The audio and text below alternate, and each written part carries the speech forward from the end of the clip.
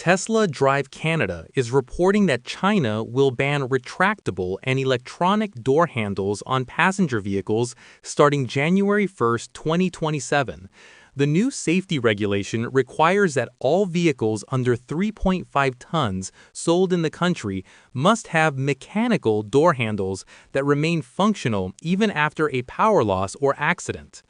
This change will impact not only Tesla, which popularized the flush electronically operated handles, but also many Chinese brands like BYD that feature similar designs. While some vehicles already include mechanical emergency releases inside, regulators say they're often hard to find during emergencies or don't work reliably.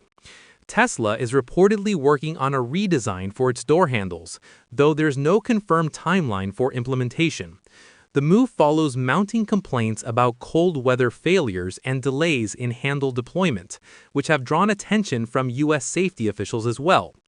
The National Highway Traffic Safety Administration is already investigating Tesla's door handle designs, suggesting similar rules could emerge in North America. While automakers often cite aerodynamic gains for the sleek handles, research shows that actual range improvements are extremely small, making safety a higher priority for regulators going forward. You are listening to Yuan News.